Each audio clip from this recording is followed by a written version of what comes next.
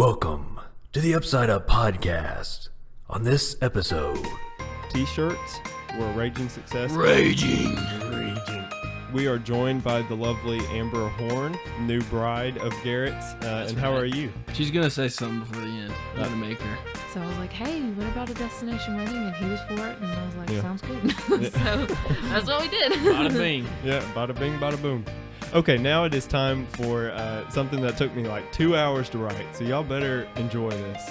It was the thing to Mention do back then. I mean, you didn't have TV or anything, so you just went and joined the Masons. something. Okay, fair enough. The ugly duckling turned into Yeah, but it's a swan, not a duckling. And now, here's your host, Jeremy Neas and Garrett Horn. Good morning, good afternoon, and good evening. Welcome, friends, to the Upside Up Podcast. My name is Jeremy, and I'm joined by the recent dating graduate, the man of matrimony, Mr. He Liked It, So He Put a Ring on It, Garrett Horn. How you doing, buddy? I'm great. That was really good. Very like- creative. You like that? Yeah. I was sitting in my grandparents' house, and I was like, gotta come up with another one. And they're like, well, he got married. So I just went with it. That was really good. I'm proud of you. Thanks. You've come a long way. Yeah, I have. So have you. So you ready to get to some headlines? Sure.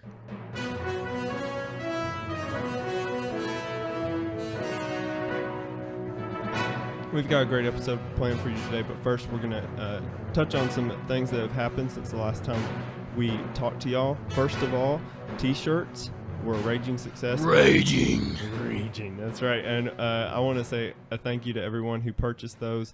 A special thank you to The Ordinary Store, which is where we purchased those. That's a family from homeschool camp that does that, and we really appreciate them for their efforts. We sold over 50 of them, and we absolutely love the designs and everything. We saw a lot of pictures on social media of y'all wearing that, and that was really cool to experience. I know Kevin Moore posted one on Facebook, and he was wearing his at work that day, and Steven replied that he was too, and there's a picture of him in his office. That was pretty cool. So a huge thank you to everyone that had a part in that. We will sell those again. Well, at least we hope to. We've gotten some orders for that. If you are interested in one, we will take down those orders and let you know when we get those printed again. Over to you, Garrett. Yeah, we're going to a new format. We're going to have a few less episodes. We're going to do one episode a month for now. We're both like extremely busy. Extremely. Jeremy's going to school for some reason, and I got married for good reasons. Yeah. So we're just really busy, but we're still going to keep the show going, and we're going to keep one episode a month. So I guess they'll be about the same length, but only one a month now. Yeah. So you can look forward to that. This is the August edition, and we will try to do one a month in the near future. We want to make a special thank you to those who made announcements about the show and really promoted it. There was a camp that was held in Russellville, Alabama, and Miss Vicki Russell made a special announcement just promoting the show just out of the goodness of her heart, and she just enjoys what we do. So that really touched me, and I shared that with Garrett. So that was really cool. So thank you, Miss Vicki, as well as Seth Rigsby. Shout out to him. He listened to episode 20 and listened to us mention that we didn't know really what the future of the show was going to be, and he was like, "You've got to bring the show back, dude. You have to." And so I appreciate those encouragements that they gave us. It means a lot to me, I especially. didn't know Seth listened. Yeah, Shout out to Seth. he gave us a question last time. He gave us a question this time too. I'm sorry, I don't remember. It was the Andrew Bullington episode that he gave us a question. Oh, okay. His buddy. Yeah, that's right. I know Andrew's listening too. That's right. So you've got the last headline, and then we'll get into the preview. So we're thinking about doing some live streaming episodes or doing a vlog type video on YouTube. But we will kind of want to gauge interest on it and see who's interested in it, and if it's something y'all would watch. Because if nobody watches, we don't want to do it. That's so right. we want your feedback on that. Yeah, Fish got to swim, birds got to eat. That's right. That's exactly right. We need the feedback. He told me to say that. I did. Well, you said it in preparing for the show, and I said say it. So, but that's a lot of effort to do that. So if you are interested in doing that, please let us know, and we might do that in the next episode.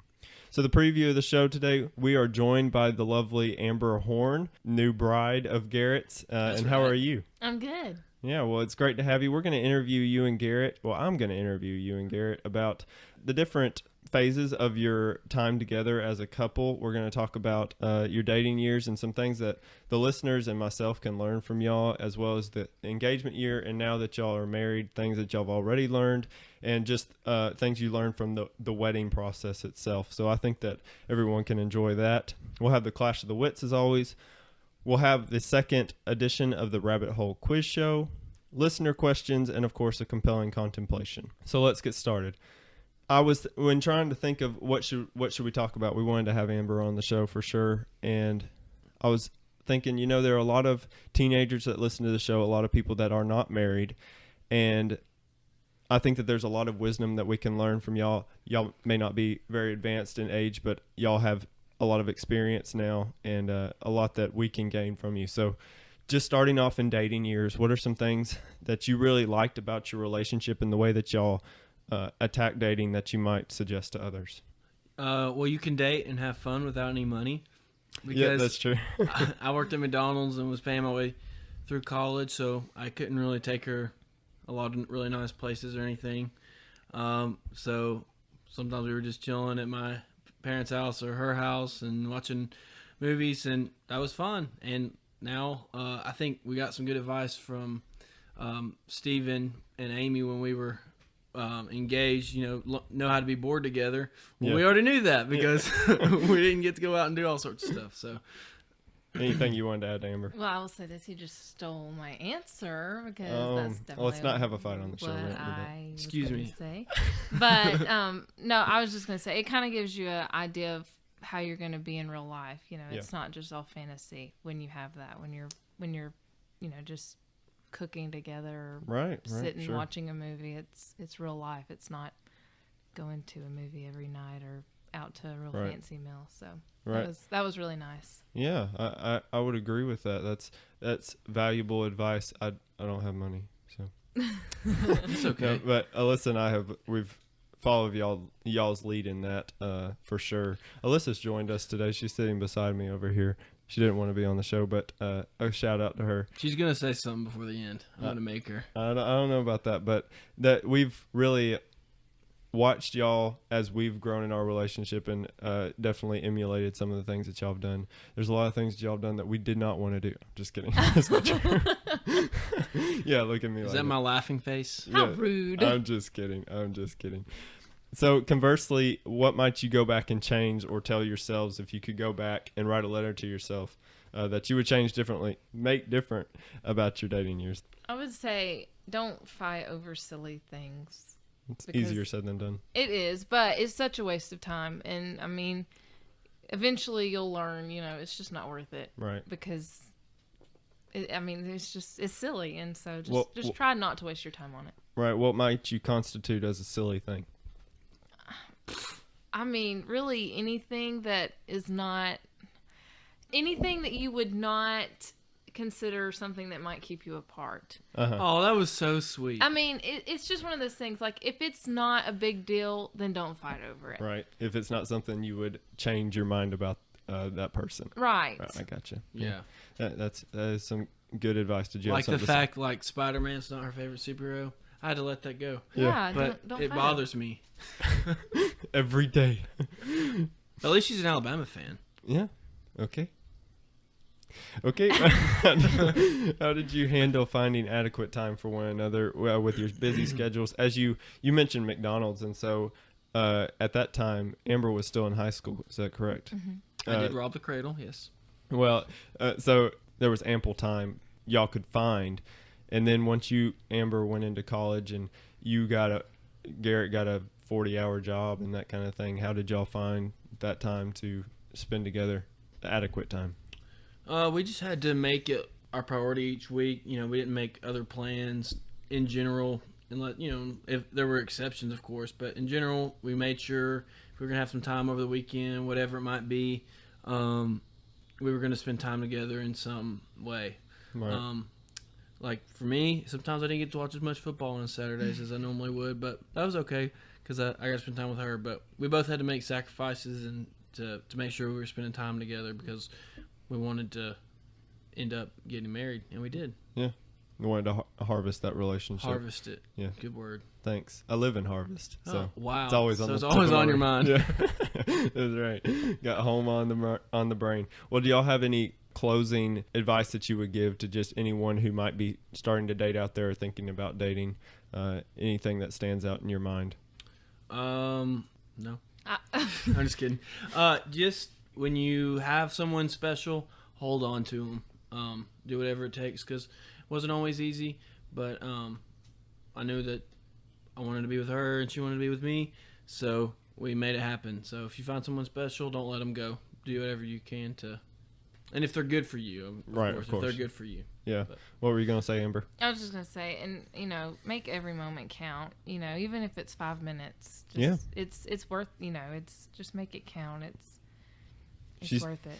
Garrett's over here miming these weird hugging motions and whatnot. She's being like really genuine over here, and you're patting her on the back. Pretty much y'all in a nutshell. Okay, moving on to the engagement year. I think this is just an overall overlooked time in any relationship. People always think about we're dating and then we got married. But that engagement year, I think that there's a lot of things that can go wrong in that year, or a lot of adjustments that have to be made. I imagine it really hits you somewhere in that time period that you really are going to spend the rest of your life with this person. So how did that change your relationship and maybe how you treated each other? Did it make you less selfish and that kind of thing? Because I know that's something that people struggle with. I myself struggle with finding that balance between still getting what I need, but not being selfish. I'd say it definitely made us both work harder. I mean, especially, knowing that, okay, I'm about to have to start, he had to start, taking care of me, and I was about to have to start, becoming a homemaker for him. Right. So we were both trying to make, thinking, okay, I've got to start making these transitions, and we had to grow up a little bit because, we're about to start being adults for real, so we weren't just about to take care of ourselves. So I think that definitely were some changes that we had to make. And as far as treating each other, I mean, it doesn't really change when when you're dating, that's who, that, okay, I want to spend my life with this person. But when you get engaged, it's like, okay, this is the real thing, like, right. and so you just kind of have to get that in your mind and say, this is really it. And I've really got to put it into practice now. Right. I pretty much agree with all that. I will say, at least for me, and I talked to her about this too.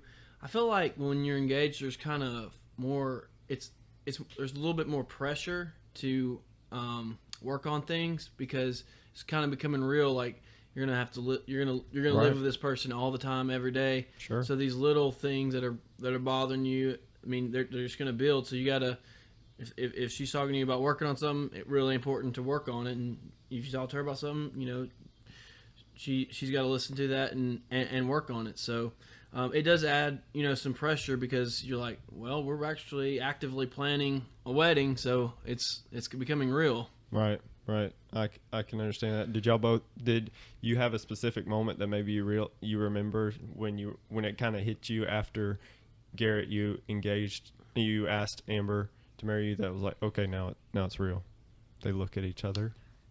It was real for me for when I bought the ring and she said yes. Sure. So I don't know for her, but it was pretty much real. I guess planning the wedding and it as it got closer and we, when I bought a house and all that stuff, it just kept. It was never not real, but I guess as it got closer, it became more and more real. Right. Do you have anything to add, Amber? Well, for me, I guess we got engaged early December, and of course, I said yes, and it was real, but then we went through the holidays, and I guess while we were going through the holidays, I was just thinking, this time next year, I won't be single anymore. I'll be married. And so I was thinking we're going to have transitions to make and things like that. And that's probably when it became real to me that I will no longer be a single woman. I'm going to have to be making some adjustments here. Right. So. Sure. Yeah. How did y'all handle all the wedding planning, and what advice could you give to our listeners in regards to planning a wedding? It's a big deal. I didn't do much. Destination wedding all the way. It's the easiest thing in the world. Really. What do you say to those that want a bigger wedding? just don't let it overwhelm you. I mean, don't rush it. I mean, if you have to take more time to plan it, if you want a big wedding and you have to take time to plan it, take the time to plan it. Because especially if you're in school, you don't want to rush into it, or you don't want to rush it and it not be what you want, and you don't want it to overstress you. And so just take your time with it. And if something goes wrong, you're going to be married either way. Right. Yeah. But I'm just saying destination wedding all the way. It was really stress-free overall. So. Because it was a destination wedding. Yeah, there wasn't a lot of planning or stuff that. I mean, she had to do a lot, but still, I mean, we had the wedding coordinator, and she was kind of taking care of a lot of it. So. And that would be another. If you do want a big wedding, I would suggest maybe having a wedding coordinator, even if you do want a big wedding, because they are good about helping you just plan it. So. Right. Well, for the sake of our listeners, Amber and Garrett had a very small wedding, and it was in North Carolina. They, of course, live here in Alabama, so that's what she's speaking of with a destination wedding, and why I brought up the idea of a big wedding, because I know that some people have these huge families, and they really want it to be a big event. And so what made y'all steer clear of that idea? Did y'all just both want to have a smaller wedding? Well, yeah, I mean, that's just kind of our personalities, really. We kind of... Yeah, y'all aren't outgoing at all. Well, we are. Oh, yeah, we are outgoing. Garrett's shaking his head. We're just kind of homey people. We just like, we love our families. We just, that was perfect for us. And, I mean, it was one of those things, I was in school and he was working, and it was just, we needed something kind of stress-free. And right. So I was like, hey, what about a destination wedding? And he was for it. And I was like, sounds good. Yeah. So that's what we did. Bada bing. Yeah, bada bing, bada boom. Well, Garrett is, I say that y'all are outgoing. Garrett is outgoing on the surface, but I think he's talked to me about this. You're kind of an introvert at heart, aren't you, buddy? I am. So, I can kind of see why y'all would want that. I respect y'all. I personally, I would have thought that a destination wedding would be more stressful, because you got to make sure you have everything with you to travel. You're not only are you having a wedding, but you're traveling. Maybe that's just the way I think, but that was probably the only thing, is you have to make sure you have it all. But I mean, it's one of those things. If you forget it. Just forget it. Yeah. Yeah. Well, we've kind of leaked over into the wedding and marriage section of the interview here, but we've talked about things that you've loved about your wedding. Did you want to add anything else about things that you just really loved and would suggest to other people besides it being a destination wedding? Just all of the place it was amazing. It was really beautiful. Where'd y'all have it? The Sleepy Hollow Inn, right? Yeah, and it was just a little place in the mountains. Like, you had to know it was there, and they had places to stay, and it fit Amber's personality perfectly. Yeah. In that it was like old school and antiques, and it had a nice pond with a fountain and gazebo. It was just a really pretty place, and it was a great place to get married. And it was, with it being a destination wedding, it was really relaxing. Like the night before, we were all just playing games, playing cards, and the day of, Amber was getting ready, of course, but I was just like playing cards and hanging out. So. Yeah. How were I didn't prepare y'all with this question, but what were the nerves like leading up to the wedding? Personal for each one. I was just ready for it to get here. Honestly, I wasn't nervous until I started to line up to walk down the aisle, and I think it was just more because it was there, it was time, and it was just like, wow, it's here, it's ready, it's time to go. So, but it wasn't anything too overwhelming. Right. Sure. So now that you've started your first year together, y'all are what? A month and a half, 2 months in? Yeah, June 3rd. Yeah, about a month and a half tomorrow. Month and a half in. Have y'all, what have y'all learned about just the start of marriage that y'all can share with us who are curious? Garrett snores. Incorrect. But maybe I do, I don't know. But one thing I learned is sharing a life full-time with someone is pretty busy. Especially when she's teaching. Yeah. So I get off work, go right up to the school and work on some more. And I don't mind at all, but it's just really busy, and it's flown by mainly because we haven't had any time to catch up. So right. For the sake of the listeners, Amber is a teacher, and she got a job right out of school that started this past week. Mm-hmm. And so she had to prepare all of her lesson materials and prepare her classroom and everything, if I understand correctly. And it was a pretty stressful situation. I went up there and helped y'all one night. He did. It seemed pretty chill, and everything was pretty much the way that you wanted it, Amber, but I'm sure it took a lot of hard work from both of y'all and family members to get that. So anything that you learned, Amber, from being married besides the fact that he snores? I will say this: being a homemaker is not as easy as it seems, especially when you're working, because you have to find the time to cook and clean and get in the routine of doing those kind of things. So, but when you have a patient husband, it is very nice, and because he's been very patient and he's fine with just a sandwich at night. So, and she does a great job. Don't let her fool you. Well, I'm sure she does. I just thinking about y'all and everything that y'all have had to do, just in this period of time since y'all have been married, I can't imagine the adjustment that would be. I was talking with a coworker today, your Uncle Herbert, and we said that you had gotten this job and you were starting to work, and then it hit me like less than 2 months after being married. She's working a full-time job and she's married. I can't imagine the adjustment that would be. It's definitely an adjustment for you. I understand the guy's point of view more so, and I just, that's quite an adjustment for him, from going from a bachelor to now there's another 40-hour worker living with me, and she's my wife, and that's so I respect y'all a lot for that. Lastly, the Big Daddy, what is advice that you would give to us listeners about how to handle disagreements and differences that obviously will be present in any relationship, especially one of the seriousness of dating and engagement and marriage? I'll get back to you on that. Okay. No, I'm just kidding. We're still learning that. Yeah, sure. But it just takes patience. It's different when you're married, but there's still some of the same concepts as when you're dating. You got to listen to what they're saying and understand that she's the most important person to you, and you want to make it work. So just listen and try to keep your cool. Yeah. I would say that, there's going to be disagreements, there's going to be arguments, but just remember in the end that you love each other, and that's the most important thing. You wouldn't have married them if you didn't love them, and it is okay to agree to disagree. I mean, you've been raised from two different families, so you're not going to agree on every little thing, and it is okay to just agree to not agree. So Sure. Well, listeners, those were the questions that I came up with, and they've done a wonderful job of answering them. If you have any other questions for them, you can post that on our wall, and we might get a written answer or something next episode. But that's what I had for them. Now it is time for the Clash of the Wits, and hit that music.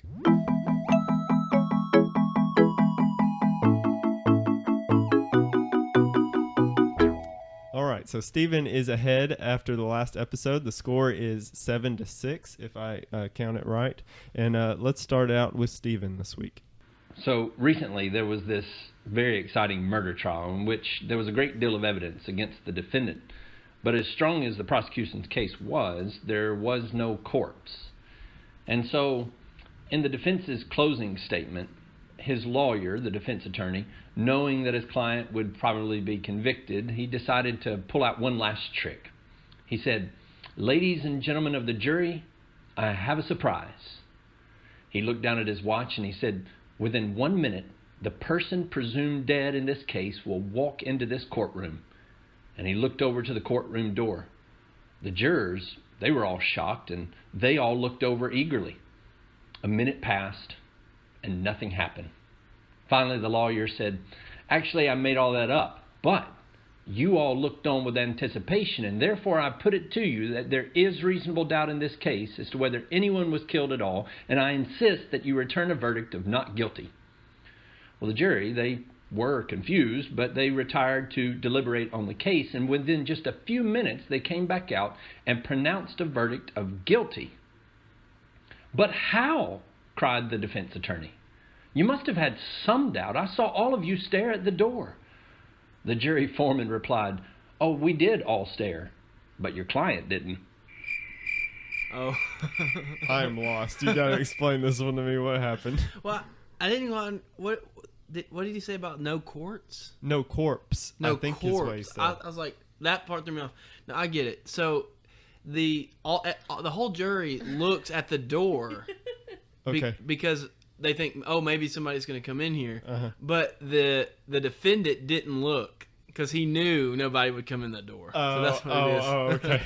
It's pretty good. There was so many details, and I was trying to hang on to every one of them, and I dropped one. Yeah, the no corpse. I kept like thinking he was going to come back to that. No corpse. That makes sense. Corpse. Okay, and it's pretty good. Okay. Okay, Steven. It's pretty good. Let's see what Justin's got. My sister came to stay with us the other day. She got in real late one night, so the next morning I got up, was walking down the hallway, noticed that the bathroom door was open and she was there putting on her makeup in front of the mirror. I stopped in to observe, and I noticed that she had put on her, drew on her eyebrows. So I said, "You drew your eyebrows too high." She turned and looked at me, and she looked so surprised.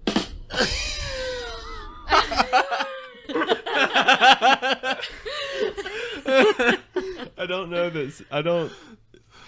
Justin, you've given yourself away because that same type of joke has been said by Steven on a previous episode in terms of a cashier, I think was it, but it's still funny. What made it so funny was your voice, and then you sounded asleep. What was it? He was so surprised. Okay, what do you think? I gotta go with Justin on that one. Well, that got the laugh. What do you think? Justin. You think Justin? Okay, so my vote doesn't matter. I'm off the hook. Who were you voting for? I don't know. I didn't understand Stevens when he said it. Like, I'd have to listen to it again to get the whole thing. And then Justin, that was a repeat joke. Like, Yeah, the that is punchline was a true. repeat. So I don't The know. delivery was really good. It was a funny delivery. But Steven's a great storyteller. So he did a great job of telling the story. I was just lost with so many details, and I was trying to find the punchline. You know, he preached about stories. He yesterday. did. If you have Very not good lesson. heard the lesson by Stephen Russell on stories, that was one of the best lessons I think he's preached at Pepper Road, and he did a fantastic job. That is on our Pepper Road Church website, pepperroadchurch.org. It's not a sponsorship. I just wanted to, plug No, it. not a sponsorship. That's right, not a sponsorship at all. But it was really good. So I highly suggest it to you. Okay, so we're gonna say Justin won that one, and that will be tied 7-7. Okay, now it is time for something that took me like 2 hours to write. So y'all better enjoy this, and it's the Rabbit Hole Quiz Show. I'm enjoying it. Well, good. This is where I went on Google and I thought of a topic, and I just found out a fact about that topic, and that led me to another topic, which led me to another topic, and it's just went down a Google rabbit hole. So I hope y'all enjoyed this. I really enjoyed the first one. So what we'll do is there are 10 questions plus a bonus question because I miscounted. I just gave myself away, and there are 4 multiple choice. I will just go ahead and tell you, unless otherwise stated, D is just a joke or it's pointless. So there's really only 3 choices. Okay. So the first question is Hannibal Hamlin, the fifth. Oh, I'm sorry. Yes, Burr. Do we just buzz in? Oh, no. Okay. So I should have explained this. Excuse me. I will go 3, 2, 1, and you say your answers on that. Okay. So y'all just say them at the same time, and I'll differentiate so y'all don't. So Garrett doesn't cheat. And I will That's really win. what we're after. So Bring it. so whoever scores more, bragging rights or something, whatever. Hannibal Hamlin, question number 1. The 15th, Vice President of the United States, served with Abraham Lincoln for the first 4 years of his presidency. He was the first Republican to hold the office and is considered among the most influential politicians to come from the great state of Maine. Hamlin died at 81 while playing cards in a club on Independence Day in 1891. After falling unconscious, he was placed where? A, under a table, B, under the bar, C, on a couch, or D, on the roof? On a couch. C. You have. I just explained the rules. Sorry. I'm gonna go 3, 2, 1. So try to. I had to get in early. Okay. Do we understand? I Yes, understood. I understand. Okay, so I'm going to go 3, 2, 1, and you say your answers. Okay? 3, 2, 1. On a couch. C. See, C on a couch. Are you just copying him? No, or is that I what was you- gonna say Okay, that. C is correct. So y'all both have a point. Ding, ding, I ding. got it first though. Okay. Well, you still lost. That's called cheating. What you Y'all did. should see Alyssa over here. She's dying. She's dying. That would be a great laugh to have on the podcast. We could just play it. We could record it and just play it over and over and over. That'd be funny. Okay, question number 2. The couch that he was set on, Mr. Hamlin, was preserved at Bangor, Public Library in Bangor, Maine. The library was destroyed in the Great Fire of 1911, which rampaged through the city. In an attempt to slow the fire, which of the following occurred? They set dynamite to buildings in the path. B, exploded water mains, causing the Great Flood of 1912. C, pouring all the city's supply of beer on the flames. Or D, held a fire extinguisher party in the city square. 3, 2, 1. B. B, exploded the water mains, causing the Great Flood of 1912. That is incorrect. Oh. Actually, all of these answers could be correct, except they all eliminate fires, is what I was going to say. Even C, pouring all the city supply of beer on the flames. I found this interesting in my research. Beer is primarily made out of water. Yes, it has alcohol in it, but the water actually does help to eliminate fires. So There's a little tidbit. Is that the answer? No, it's Oh. A. Wait, They what was set it? dynamite to buildings in the path to cause rubble. Oh, and that makes sense. Let's explode things to put out the fire. Brilliant. it's what they did. I really thought D was going to be set fire to the rain. I should have done that. Can I ask a question? Sure. Why did you look up this stuff? Okay, so I got to thinking about Abraham Lincoln, and What a great man, huh? I sat down to do the rabbit hole quiz show. And I was like, where should I start? Abraham Lincoln. So I started Abraham Lincoln, found out about his vice president, which led to this fact, which I found. Okay, very Then interesting. there was a couch, and that couch, it said, was preserved at this public library. And I found out that at that public library, or in the town where the public library is, it was destroyed by a fire. You see? Okay. It's a rabbit hole. I gotcha. You understand? All right. Question number 3 is tied 1-1. Alfred Bernard Noble, the inventor of dynamite, held over 355 patents in his life. The fortune he acquired provided the financial basis for the Nobel Prize, named after him, which is which is given to the person who the year before benefited mankind in the largest way. Since its creation, the prize has been given to how many dead recipients? A, 6, B, 1, C, 3, or D, you cannot win the prize while you're alive. 3, 2, 1. C. A. Amber answers C, 3. You answer A, 6. Amber is correct. The answer is 3. I win. Good job. So Amber has 2 points. Interesting fact about that: it was given to 2 dead two dead scientists or whatever, and then they decided in the committee that we're not going to give it to anyone that is dead anymore.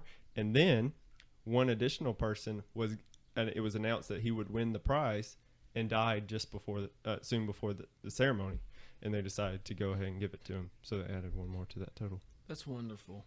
I thought it was interesting. I spent a lot of time on this. I'm a sore loser. Okay. I see how it is. Number 4. Thousands of patents are filed to the patent office every year. That means that there are some really weird ideas that people have.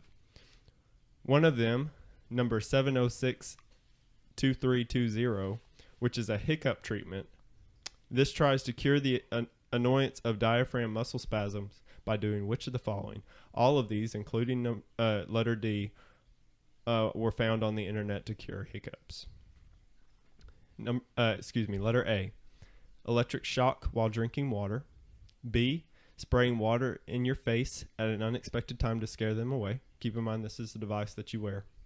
C, pulling your tongue to the optimal length to stop the hiccups. Or D, helping you perform a handstand. Which does this device do? A. 3, 2, 1. A. C. You say A, you say C. The answer is A. It provided an electric shock while you were drinking water, and it was to break up the muscle spasm loop. Now, dear, what kind of machine would do that? Would stretch your tongue to optimal length? Like, what would that have to look like? Well, I don't know.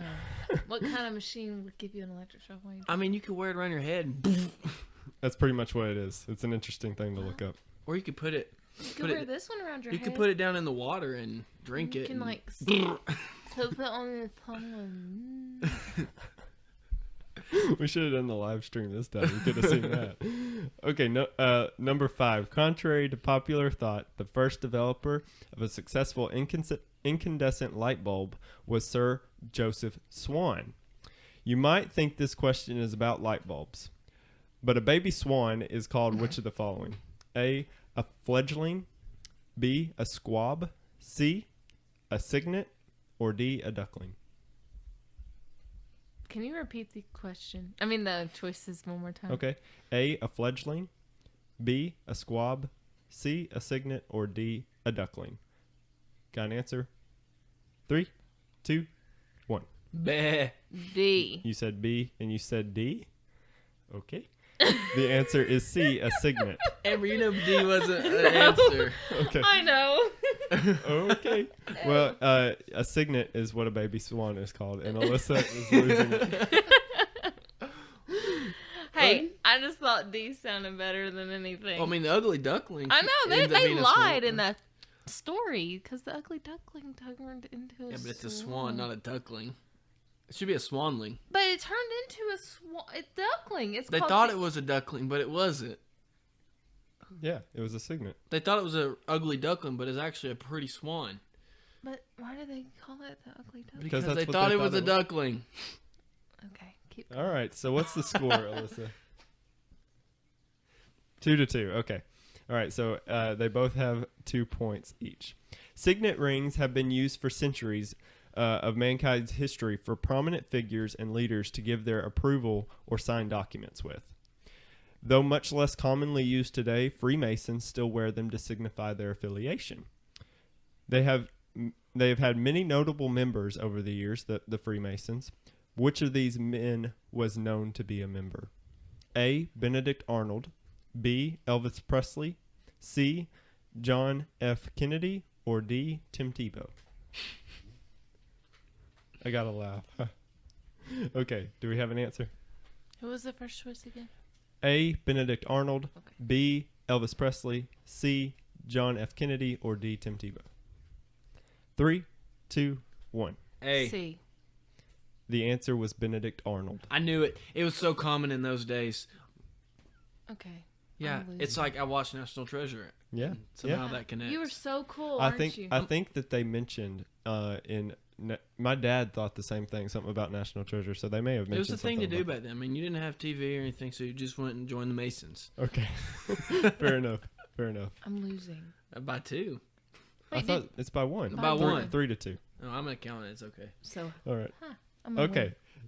Number 7, John F. Kennedy, though not a Freemason, was our 35th president before being assassinated. What was his middle name? A. Franklin, B. Fitzgerald, C. Frederick, or D. Fancy? You need him again? Mm-mm. 3, 2, 1. B. win. B. You were listening to my answer. I didn't have a chance to answer. I knew the answer to that one. Okay, the answer's B, and we'll give it to both of you. I didn't know if that was a commonly known thing or not, so I just threw you a bone if you didn't know it. Thanks. You're welcome. Thank you. Number 8, Nick Fitzgerald is a starting quarterback for the Mississippi State Bulldogs. football team. Thanks. Mississippi State is famous for their annoying cowbells, which deafen opponents during the game. How was this tradition started? So listen carefully. A war veteran snuck into the stadium with a cowbell and threw it at Ole Miss's sideline, their arch rival during a timeout. After which the Bulldogs gained momentum and won the game. War veteran. B, practices during the 50s were held in a cow pasture. The bells were a staple of the football team's history. So cow pasture would be B. C, a cow somehow wandered onto the field during an Ole Miss versus Mississippi State game, after which the Bulldogs gained momentum and won the game. Or D, cowbells, contrary to popular belief, are actually more prominently used on bulldogs. Got another laugh. Yes. Okay. Do y'all have an answer? Mm-hmm. You don't have an answer, Garrett? Okay. A was a war veteran snuck into the stadium, threw it at Ole Miss. I know the options. I just don't know the answer. Okay. 3, 2, 1. B. B, practices during the 50s were held in a cow pasture. That is incorrect. It was C, a cow somehow wandered onto the field during Ole Miss. That is so Mississippi State. Is it not? Are you okay over there, Alyssa? Okay. So who's winning? I am. I think it is 4-3. So all you can do is tie, right? So No, there's a bonus question. Yeah. Oh. So there's really not. I mean, there's really 10. There's 11 questions because I'm gonna ask the 11th question because I want to. All right. Let's see. That number 9. Texas, not Mississippi, is the largest supplier of beef in America. The King Ranch in Texas, possessing 825,000 acres, is just slightly bigger than which American state? So, which is it just slightly bigger than? Who is this, Texas? This is a ranch in Texas that is 825,000 acres. Okay. A, New Hampshire, B, Maine, C, Rhode Island, or D, Bama, baby. Do we have an answer? Which one is it just larger than? 3, 2, 1. A. A, B was the answer. The answer is C, Rhode Island. See, it's I just. almost went with Rhode Island because it's the smallest state, but I was like, he's like baiting us here because Rhode Island. I was trying to bait y'all out of it Yeah. because it was Way to kind of go. obvious. But Maine is a big state, I It is- just actually. guessed. So you were wrong. I just. But She was If wronger you- than me. If you think about it, that is massive. A ranch is bigger than a state. Yeah, but still, Crazy. a ranch is not going to be bigger than Maine. well, That would be absurd. What did you answer? A. New Hampshire? New Okay, Hampshire. gotcha. and I answered Maine, and he's making fun of my answer. I think you should go home. You lost 3 You have points. to go home with me. Y'all did get married. Okay, number 10. So it is 4-3. Number 10. Hidden Valley Ranch dressing was developed by Steve Henson while he was in Alaska for a job. The later turned rancher originally worked as which of the following? So the creator of Hidden Valley Ranch dressing, what was his previous profession before ranching? A, postmaster, B, plumber, C, police officer, or D, chef. Repeat those. A, postmaster, B, plumber, C, police officer, D, chef.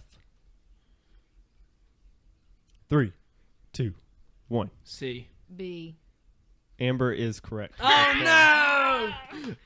Oddly enough, they have indoor plumbing in Alaska. Who knew? I was just That was a thinking that's joke. kind of gross that he was a plumber and now he makes. Oh, now he makes ranch. Lovely. Where do you get the Isn't idea? that funny?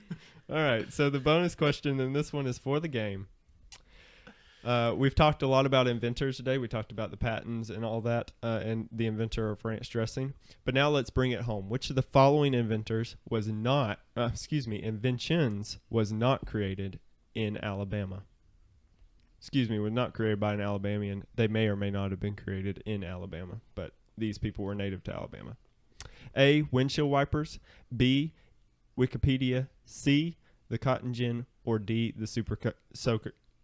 Whew, I cannot talk during this game. The super soaker. Note, all 4 answers are possible. What? I don't understand the question. D is included. Okay, so I'll repeat the question.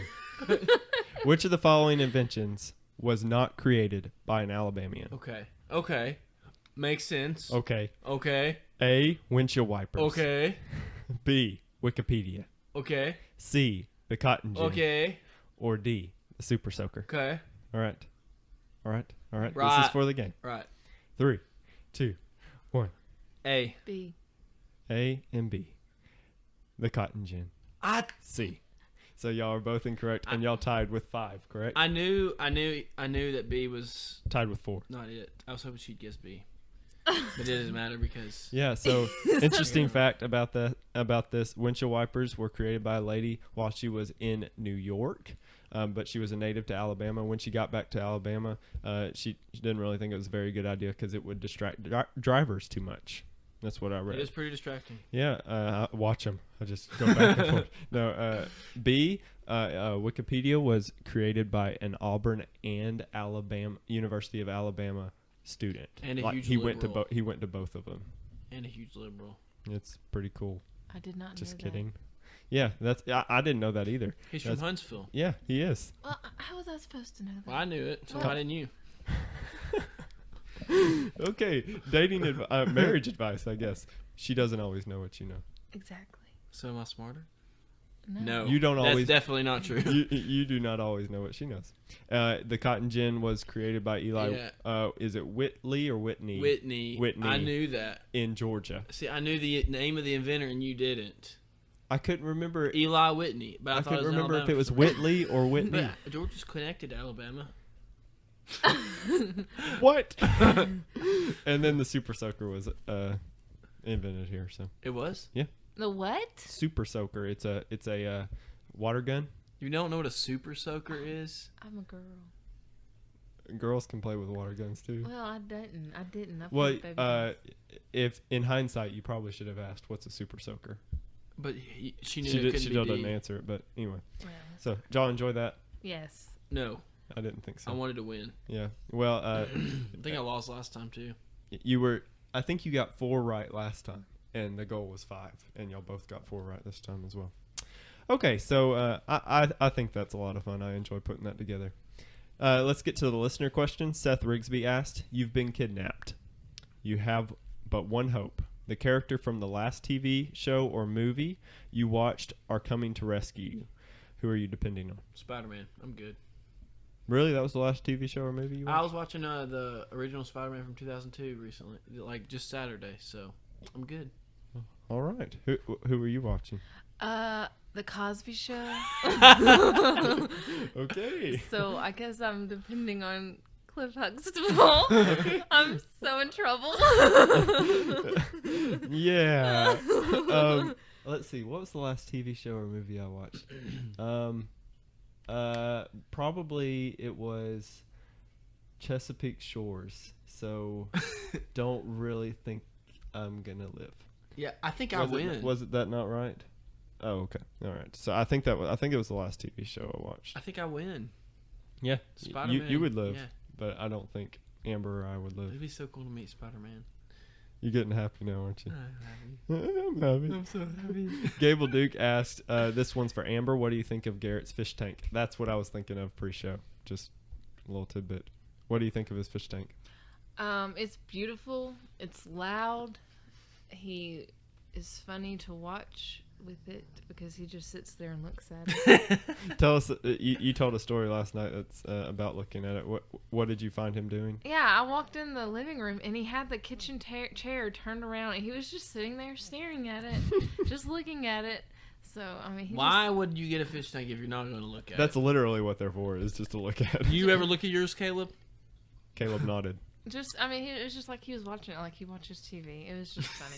But I mean, it's really nice. I like it. It's just you cannot sit down and like you have to turn the TV way up because it's so loud. But it's pretty. It's beautiful. It is beautiful. I'm asking if I can get a fish for it, but we haven't got one yet. Yeah, you Yeah, should. you want fish that aren't compatible. You want like a male beta in there with my tropical fish. I mean, my paradise fish, and the paradise fish will kill him. Well, I don't think any listener has any context Somebody for out this. there knows what Okay. I'm talking about. He knows what I'm talking about. Caleb knows what he's talking about. All right. Samuel Hester asked, "What is your favorite soft drink?" That's a great question from Samuel. Thank you, buddy. Soft drinks are bad for you. I'm just kidding. Okay. Mine would be probably Squirt. It's a less popular The drink, least but manliest thing. are you? I love Squirt.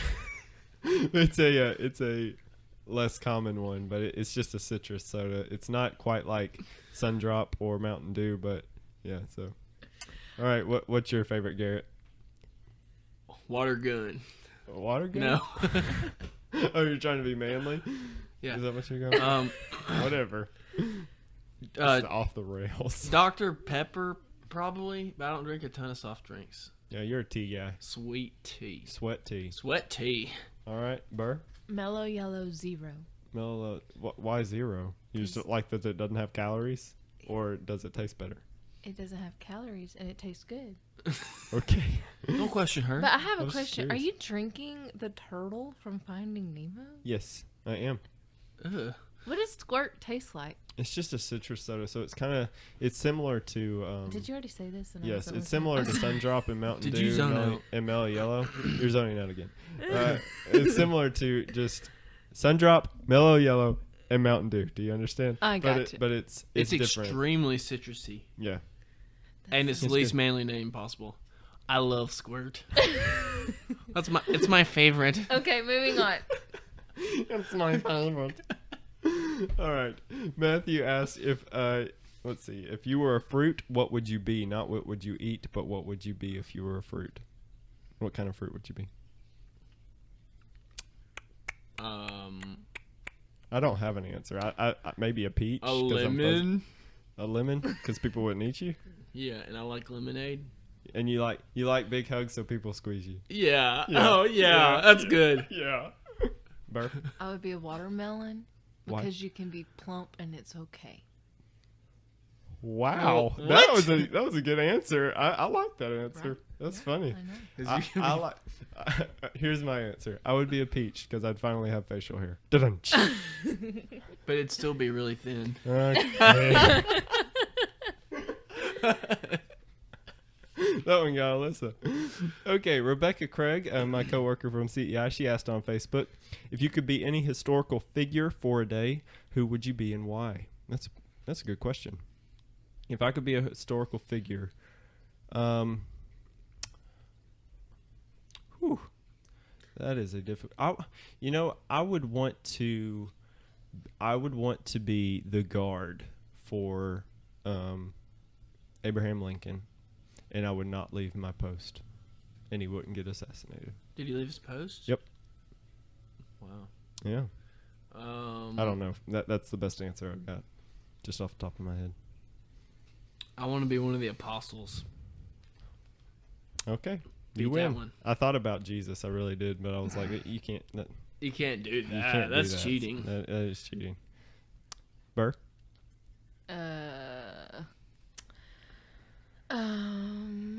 Not Amelia Earhart. That one ended badly. You know they found. Did you? They didn't find her. They didn't. It Was that fake? I mean, it wasn't like. It just ended up not being her. Oh, They thought it was, but then they that's found disappointing. Yeah. It's my turn to talk. Can I say can I be a famous actress that's historical? Sure. Audrey Hepburn. No, Lucille Ball because she's funny. Okay. All right. All right. Is she still? She's not alive anymore. No, Is she? she's Yeah, Okay. that's a doornail. Excuse me. I didn't know the pop culture. Arden Collins, our last question, asked, "What is your favorite commercial on TV?" And I've thought about this question. I like the annoying commercials just because they're funny. I like the Goldberg commercial. Call Goldberg 800-600-6014. I like that one. What about J.G. Whitworth? 877 cash now. That was 877 cash now. Okay, too far. I like those catchy jingles. Yeah. I don't know of any commercials on TV right now. I haven't watched. Doesn't have to be one now. It could be from all time. I really like the Tootsie Pop one. How many licks would it take to get to the center of a Tootsie Pop? The world may never know. I like that What one. about this face from Nick Jr. count from when I was a kid? Iconic. The little He was kids don't know what awesome. I'm talking about. He's so good. That's a good answer. I also liked I had one in mind. Go ahead, Burr. Maybe I'll think of it. There's one that used to play around Christmas time for Target before they kind of went Right. crazy. That the lady's like going through the card line with the Oh, yeah. recording, and she's like doing the Christmas canon or whatever, and it's so funny. She's so funny. That's a good answer. I don't remember that one Hilarious. specifically. I don't think. Alyssa's talking and she won't let her voice be heard What'd on you the say? podcast. So Alyssa reminds me of a gum commercial. It's a newer commercial. It's an extra.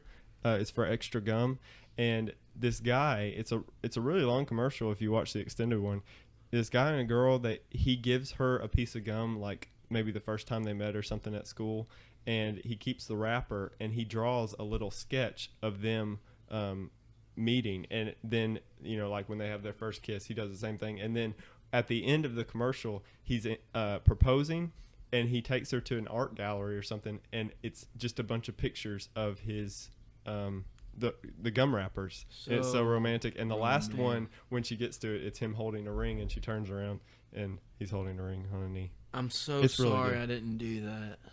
Yeah, it was really romantic. Okay. So sorry. He's apologizing to you, Burr. Oh, I'm sorry. It's okay. Okay, all right. But I like that question. There's a lot of great commercials. Commercials are annoying, but they get stuck in your head. There's some good ones. Okay, so the last topic, the compelling contemplation. We got this from Anna Russell, and it was why is it called a spork and not a thune? And I don't have a good answer for it, but it's an interesting thing to think about. Well, I think spork sounds better than thune. spork, yeah, but I think it should begin with spork, and like it should begin with the sp from spoon, and it kind of sounds more like spoon than fork because it looks more like a spoon than a fork. Oh, that's a good point. It's a great point. We just answered her compelling contemplation. Yeah, We killed that one. and also from a philosophical perspective, I mean, if we had called it a thune, we would be asking why we don't call it a spork, and we'd be making arguments for why it's going to be called a thune. It's just the way language works. I mean, somebody decided to call it a spork, so we called it a spork. The end. There you go, Anna. Don't know what else to say to that. All right. Well, I really want to thank y'all for joining us. Garrett always joins us, of course, but thank you, Burr, for tagging along and putting up with this crazy show. We want to thank Katie for her excellent work writing and playing our music. She does a fantastic job, and we couldn't have done it without her. She wrote the intro music as well as the music that you heard for the Clash of the Wits. So way to go, Katie. We really appreciate it. We want to thank our friend Kevin for helping us record all the music that we put on here, that we make, of course. We want to thank Justin and Steven for providing us with jokes each week. They do a great job, and we appreciate that so much. We want to thank our team for their hard, selfless work and expertise. Our head producer and editor, Caleb. Head graphic designer, Corbin, who did a lot of great work with the T-shirts and continues to do great work for us. He just left for college, so best wishes to him, as well as our assistant producer, Joshua. He'll be leaving this week to go back to Florida College, so best of luck to you, my friend. And then we also want to thank our voiceover artist, Justin, for his work. I want to thank Amber again for being willing to share her thoughts and time with us and being willing to marry one of my best friends. I know that made him a very happy man, so I want to thank you for that. You talk candidly, and we appreciate that. I personally want to thank Garrett, of course, for joining us and doing this with me. Couldn't do it without you. Wouldn't want to do it without you. So appreciate that. You're welcome. Did you have something else you wanted to say? No. No? Thanks for coming on, Amber. I love you. Okay. Episode 21 is in the books. Stay upside up in this upside down world. Remember to give us that feedback, if you will, about the vlog and the live stream. If we get good feedback, I think I'll try to do that next episode. Take care, guys. Peace. Thanks for listening. Leave a comment on iTunes, subscribe on YouTube, like us on Facebook, and follow us on Twitter. Good job, Burr. Oh, I don't. No, you did good. You did excellent day. You seem Yeah. Garrett was like, whoa! Caleb, I want your fish. I go on Google, and I search something, just something that pops into my mind, and I gain a fact from that, and I create a multiple choice question. Anything about double rainbows? No. Oh. Sorry. Switch one fish for one fish. Do a fish swap. What is compelling contemplation? You don't listen to the show, do you? No, come on. Do you know what you're doing, Garrett? Do I know what I'm doing? I'm reading these things here. Yeah. In English or Russian? Russian. We translate them later. And this is your volume? Oh, I hear you. Yes. Hello? I hear myself. I hear you. Yeah, so you I can... can't hear anything. Because if I'm talking like this, only a certain part of my speech is picked up. I kind of want to bite it. Yeah, so whenever these have a special waveform